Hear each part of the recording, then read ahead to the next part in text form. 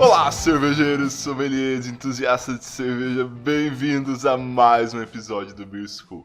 Não é à toa que eu fiz aquela série de carbonatação, tá sendo ainda na verdade, né?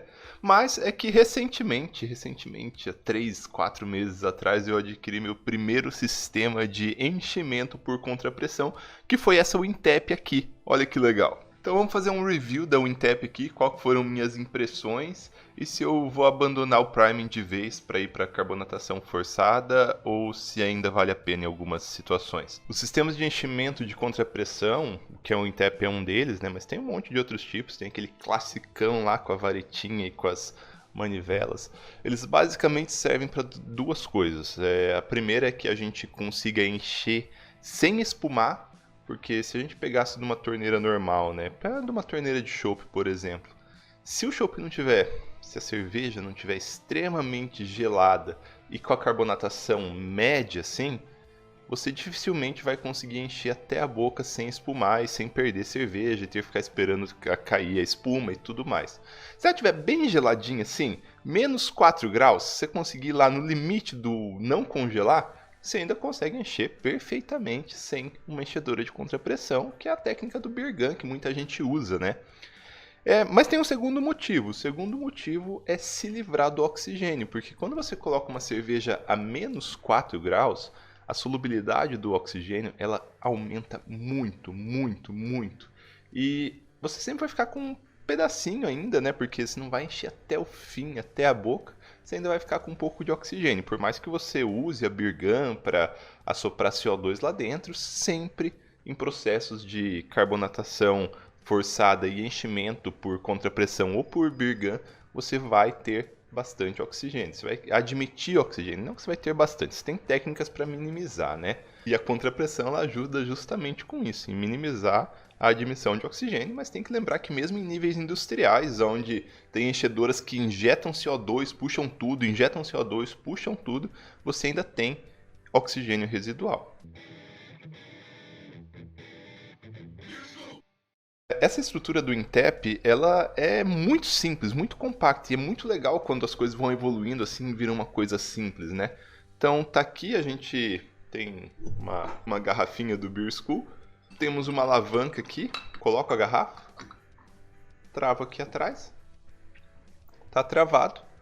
Eu vou ter uma linha para entrar CO2 e uma linha para sair CO2. E aqui atrás eu tenho essa entrada aqui que é a entrada do líquido. Então ela funciona assim, ela tem uma alavanca que ela aciona duas válvulas. A primeira válvula, quando eu giro para cá, ela injeta CO2 dentro da garrafa. Eu fecho o CO2 e eu posso usar essa segunda válvula para abrir a saída de CO2, que é essa aqui.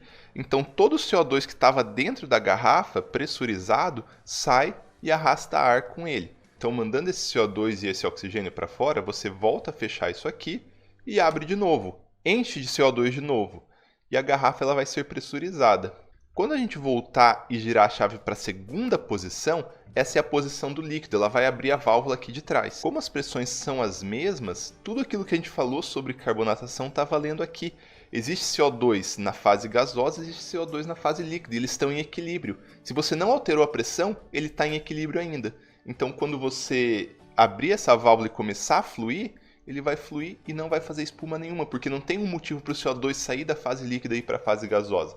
Claro, depois que encher um pouquinho a garrafa, vai aumentar a pressão da garrafa. Então você abre bem pouquinho essa válvula para ir entrando cerveja ao mesmo tempo que o CO2 sai. Solta aqui. Não, primeiro põe o gás, que é para a direita. Pra cá, pra esquerda? É, Direita. vai sair um pouquinho. Foi?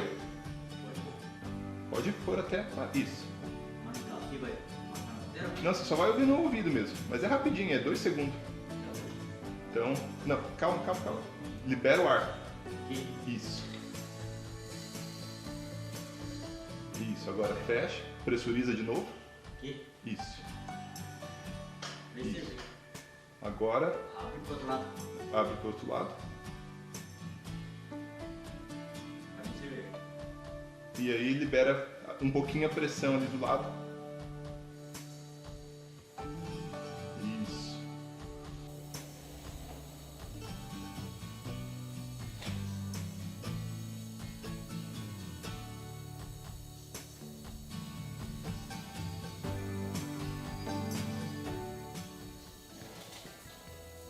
Agora solta a garrafa. Essa garrafa está cheia. Agora a Tanásio é a cobaia para fazer um sem corte. Vamos lá, Tanásio, todos os procedimentos.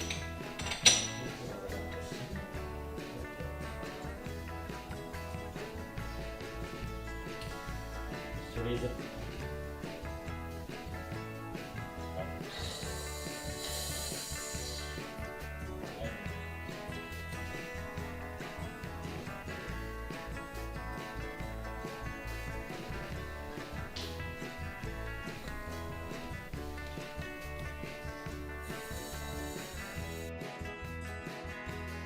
Isso.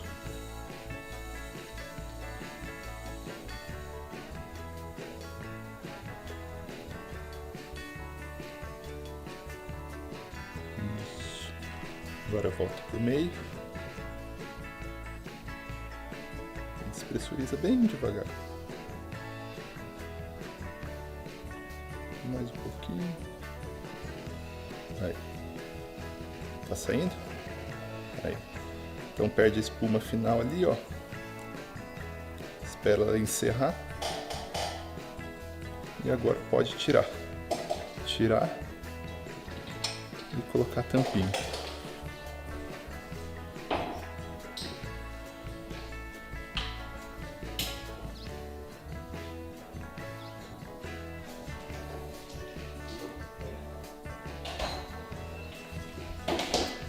Um dos motivos que eu demorei tanto para usar ela, e eu tô com ela faz o que? 4, quase 5 meses, é que eu tenho muito medo de pressão. Na indústria é uma coisa bem comum explodir garrafa, porque uma a cada 1000, mais ou menos, vamos dizer que explode. A garrafa às vezes pode estar com problema, pode ter defeitos. Então eu fiz uma estrutura de cantoneira com um acrílico na frente onde eu vou ficar. A ideia é usar nessa posição mais ou menos, então o meu rosto pelo menos está protegido, embora minhas mãos aqui ainda tenha certo problema. Eu usei a envasadora já 2 vezes, uma vez usando um barril post-mix e outra vez usando o TK Rocket, que pluga muito fácil. Eu achei que a sinergia foi quase que projetada.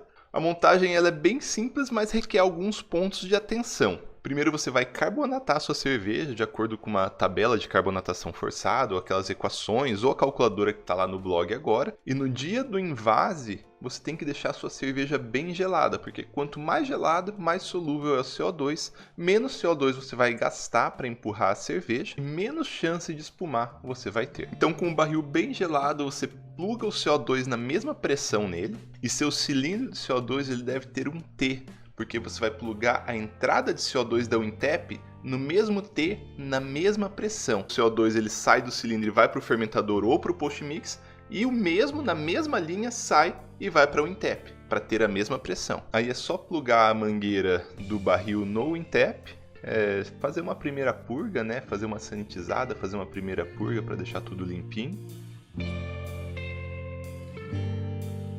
Uma das coisas que eu estava tendo muita dificuldade era encaixar a garrafa. Eu cheguei a quebrar uma garrafa. Só que o problema fui eu, na verdade, porque tem um adaptador para garrafa. Eu estava usando o Wintap no modo para colocar em growler, naqueles growler pet, na garrafinha de 2 litros. Eu fui fuçar nos meus arquivos e eu vi que eu tinha filmado lá no Festival Brasileiro da Cerveja.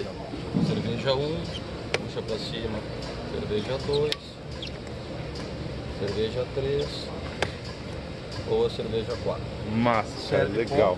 Talvez isso pra nós, cervejeiros caseiros, não faça muito sentido, né? Mas pra um bar, assim, que vai encher growler, faça muito sentido. Você gira ali, enche uma, gira ali, enche outra. Você não vai carbonatar e envasar 3, 4 estilos que precise disso em casa, né? Mas para um brewpub faz todo sentido. Então vamos lá, para as minhas impressões do Wintap, mas não só do Wintap, como do enchimento por contrapressão como um todo, que é a primeira vez que eu faço em casa mesmo. A Wintap ela é muito fácil de usar. Uma vez que ela está instalada e está tudo certinho, é é até mais fácil do que você tá enchendo ali. Não é mais fácil, é tão fácil quanto você está enchendo uma cerveja que não tem carbonatação, que você vai colocar um prime depois e vai fechar. Só que, até você chegar com o setup todo instaladinho, dá um pouco de trabalho, né? Você tem que pegar o barril, você tem que ir lá, plugar as coisas, sanitizar, que eu não falei, você tem que sanitizar tudo isso. E uma das coisas que eu vou dar de dica para vocês é, no momento que vocês terminam, sanitizar, isso é importante. Então o meu já está até sanitizado aqui, ó, vou mostrar que está fechado a linha, ó. Então, ó, eu deixei aqui, ó, fechado, tem uma emendando as duas e tá com ácido peracético da última vez que eu usei. Então, quando eu for usar agora, tá totalmente sanitizado já. Então, passando esse trabalhinho inicial, vai, o negócio rende. Enche aqui, se pega uma outra pessoa para te ajudar para fechar, vai super rápido, é o tempo basicamente de encher a garrafa. No começo, você vai encher a garrafa devagarinho. Depois você vai entender que você consegue encher mais rápido, enche até aqui mais ou menos, abre até meio rápido para formar uma espuma para expulsar o oxigênio. A gente vai desenvolvendo técnicas. No fim, não tem como, o processo ele é um pouco mais trabalhoso do que fazer o priming, né? O priming é um processo muito simples, então você não vai ter que trazer um monte de coisa, não vai ter que limpar esse monte de coisas depois. Só que, você terminou de envasar, você toma cerveja. O Atanásio adorou isso, a gente tomou umas 3 garrafas, eu não sei nem por que a gente invasou. A gente invasou, recravou, abriu, tomou, invasou, recravou, abriu, tomou. Podia ter tomado direto, né? Mas é emoção. E eu acho que um ponto que a gente tem que falar muito é a limpidez da cerveja. Uma das que eu invasei era uma Dubel, vermelha, linda, e ela permaneceu assim. Você não vai ter a formação de levedura lá dentro, não vai ter aquela formação de levedura no fundo e você vai ter uma cerveja bonita sempre. Isso aí foi um ponto para mim que me faz achar que compensa o empenho a mais de fazer. Mas essa briga, né, de carbonatação forçada e carbonatação natural ela é muito mais complexa do que isso. A gente vai fazer um vídeo, talvez o próximo vídeo do canal, só sobre vantagens e desvantagens do ponto de vista químico da carbonatação forçada e da carbonatação natural. Mas hoje a gente não está aqui para falar isso, hoje a gente está para falar de técnicas de invase e vantagens de um invase sobre o outro.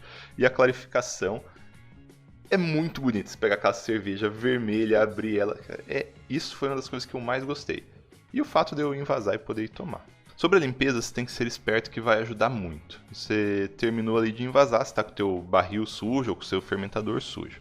Você pode só lavar ele e deixar ele de lado, ou você pode já deixar ele sanitizado. Isso é a dica que eu dou para vocês.